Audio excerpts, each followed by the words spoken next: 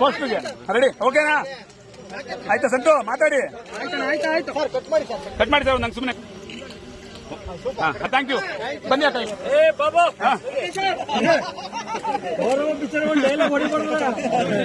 sir